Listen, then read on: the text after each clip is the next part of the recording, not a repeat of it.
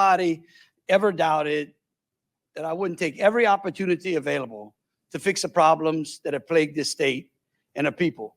You know, roughly 10 months ago, at this very Capitol, I promised the people of Louisiana that we would work to achieve a government as good as them.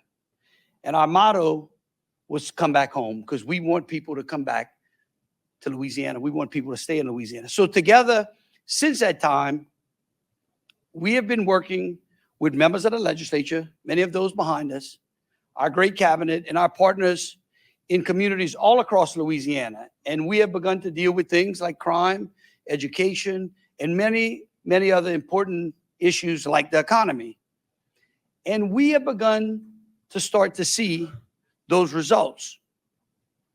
We already are seeing crime drop in places, but I want you to know we intend to keep the pressure on, because we believe that people in this state deserve to have safety in their homes and that their communities are safe places. We, you know, interesting enough, for the better part of my life, I have witnessed the fits and starts, the booms and busts, and the political fights that have raged in this very Capitol every time there's a budget shortfall. And each and every time, while the working men and women go about their daily lives, trying to raise their families, pay their bills, and carve out a life here in Louisiana, this Capitol becomes filled with special interests, each trying their best to keep what's best for them. And each time those who labor inside of this Capitol seem to find enough duct tape and bubble gum to that, and then usually that bubble gum and duct tape is taken from those working men and women to patch the problem. So today, I say enough is enough. Today, we are offering a path forward to stop the madness that has haunted these halls here today. And we can and we must move Louisiana forward. To do so, though, we must overcome some challenges.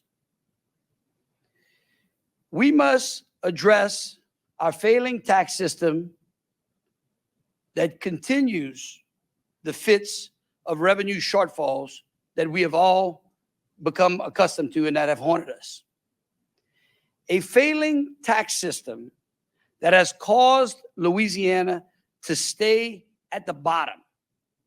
Every time we see Louisiana's rankings and it is at the bottom, you can bet that the underlying cause is a failing tax system. It's a failing tax system that inhibits job growth and economic prosperity. So let me be clear. We in this state have been on the losing end of an economic game other states are playing and beating us at. Today, we offer an opportunity to change that playbook so Louisiana can start winning. Now, first, as it relates to revenue shortfall, we have a crisis if we do not address it. Come on in. We want to make sure all our partners are at the table right here. We are estimating an over $700 million shortfall, which possibly could balloon to $1.5 billion in the near future based upon impending statutory revenue impacts. A chunk of that comes from what we've inherited from the last administration. We warned everyone about this earlier this year when we presented the executive budget. The last administration fueled massive spending relying on one-time COVID money, federal COVID money, and temporary increased tax collections. I want to remind all of the reporters in here and all of the people in the state of Louisiana who are watching us on Facebook Live or X or on our social media platforms that working with this legislature, we've already reduced the state budget. We've already reduced spending in this state over $2 billion over the last administration's budget. It's $2 billion we've reduced state spending by. And this administration, and my administration, continues to urge all of our agencies and our departments to find savings and efficiencies as we continue to work with the legislature to protect the taxpayers and to create a more sustainable state budget. However, more must be done. The impending budget shortfall is creating a crisis that jeopardizes more pay for teachers, extra tutoring, the other educational reforms we just passed. It jeopardizes the healthcare infrastructure, which protects our seniors and the most vulnerable by forcing us to implement harmful reductions to those that need it the most. Other cuts would impact economic growth and higher education. We've seen this dance before. We know that every time there's a budget shortfall, because of constitutional obstructions, this legislature's only two places that they can cut are normally higher ed and healthcare.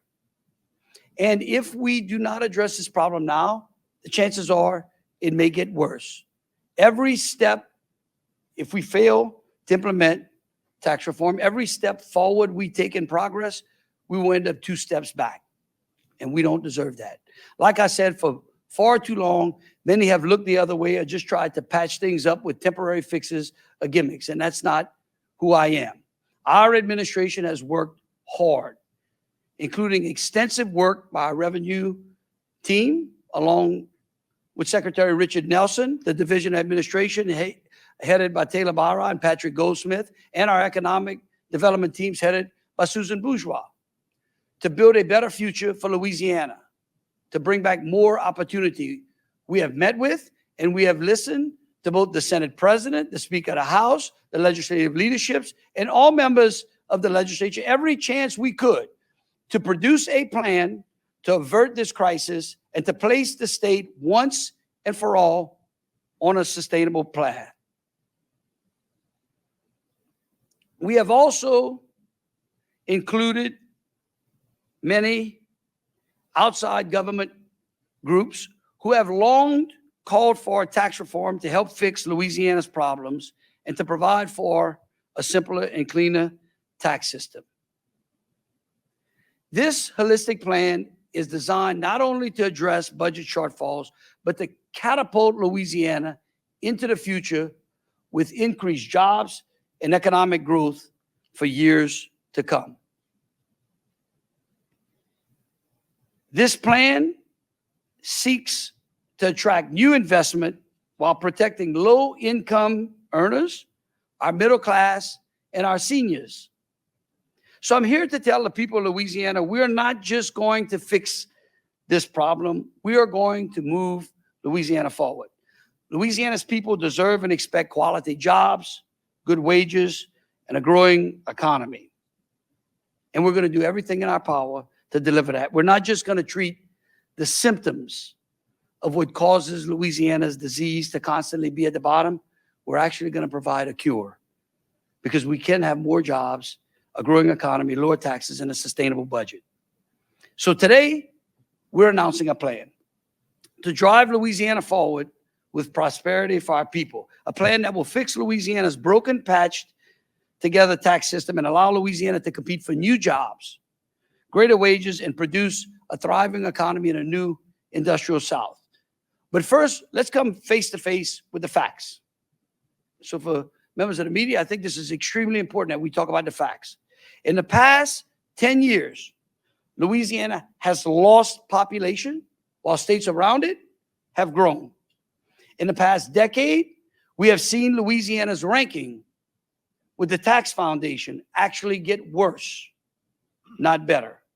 Our small businesses, our workers, and really all of our citizens are paying the price for those statistics. In the past decade, our wage growth has been behind other states. And it's not fair for those that are just trying to earn a living. And quite frankly, those statistics are a legacy of failure. 10 years ago, the median family income in the state of North Carolina was only about $2,000 more than the median income of families here in Louisiana.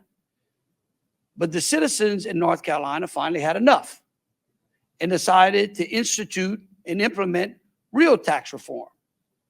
Today, that median income is $11,000 a year. $11,000 a year more than Louisiana families. This Louisiana Forward Plan, when fully implemented by the legislature and ratified by the people of this state, will produce more jobs, a greater prosperity, lower our taxes, and bring us a sustainable budget. As we announce this plan today, we are mailing out a package of all of the proposed bills to both Democrats and Republicans of both chambers. And we want their input. We challenge them to embrace this plan or to make it better. The Driving Louisiana plan forward will provide an immediate increase in take-home pay for every Louisiana taxpayer. Let me repeat that. This plan will provide an immediate increase in the take-home pay of every Louisiana taxpayer. Where's that slide? Show you this. Wait, we'll put that one up so y'all can see what we're talking about. We're also protecting the working poor,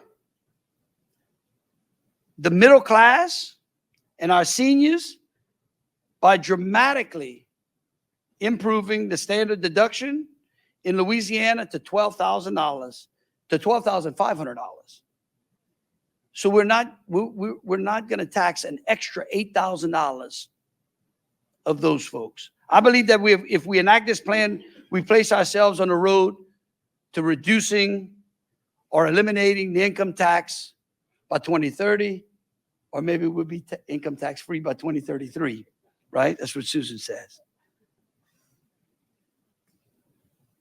For our seniors, we double the retirement income tax exemption. We more closely align the state and local sales tax base. Our plan does not include raising the current rate of sales tax. We eliminate dozens of sales tax preferences simply by simplifying and improving our tax system and increasing fairness. We will expand the sales tax base to include additional items. So your taxation is driven more by what you choose to buy than rather by your labor. So again, we are moving from taxing your labor to your choices. I think that's fair. I hate the income tax. I tell you, it is the most sinful tax out there besides the estate tax. A man and a woman's labor should never be owned by the government. While protecting our poor and our seniors and our hardworking middle class, we are proposing to eliminate the tax on prescription drugs to further protect our seniors and all of those who are in need of medicine. To ensure that special interests pay their fair share, we're going to tax lobbying services. We will make the partial business utility exemption permanent. We will repeal the corporate franchise tax. We will drop the corporate tax rate from 7.5% to 3.5%. This is a dramatic improvement to bringing more jobs, greater prosperity, and a much better economy to Louisiana. That's the kind of move that makes us competitive. We will fund the Louisiana Department of Economic Development with new performance-based grants that they can use to pursue job creation here in Louisiana. With the voters' approval on constitutional changes, we will also modernize our constitutional funds and property tax exemptions to give our legislature more flexibility to meet current shortfalls and future fiscal issues for years to come. That is a solution. That is not a patch. That is not a Band-Aid. That is a cure. With voter approval, we will provide local government the option to provide an exemption to the inventory tax. We give them the flexibility to also be more competitive within their parishes. With voter approval, we will double, yes, double the standard deduction to our seniors. With voter approval, we will provide for a permanent teacher pay raise. Let me repeat that. With the voters' approval, we will provide a permanent teacher pay raise with a one-time UAL payment from funds.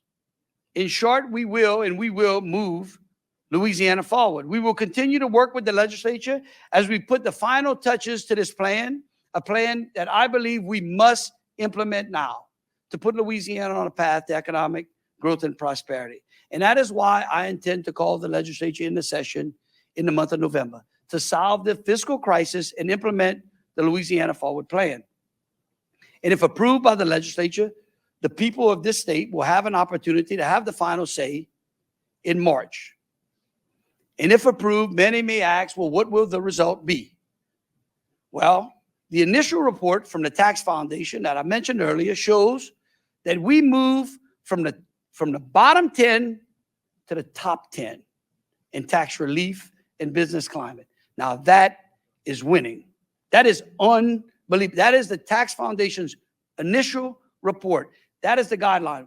We also have the support from many other organizations who have worked tirelessly to try to improve Louisiana's tax environment. Look, North Carolina and a state like Arizona both pushed through tax reform, and they saw their populations increase by 7 to 10 million people in 2 decades. Just as Louisiana continued to lose people and lose opportunities to other states.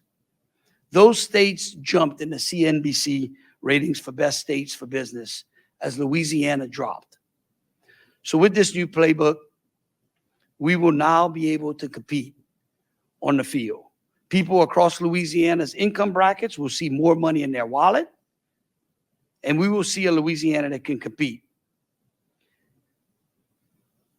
I believe that if we concentrate our energies now and we take the opportunity that is before us at this point in time, pass this package and explain to the people of Louisiana how their life is going to be better, not temporarily, but permanently. And with their approval, Louisiana is on the road to being a great place to work and live and to retain and to attract people. And I appreciate the legislators, again, that have come here today, the ones that have been engaged with us. I look forward to visiting with all of them. And together, we're going to move Louisiana forward.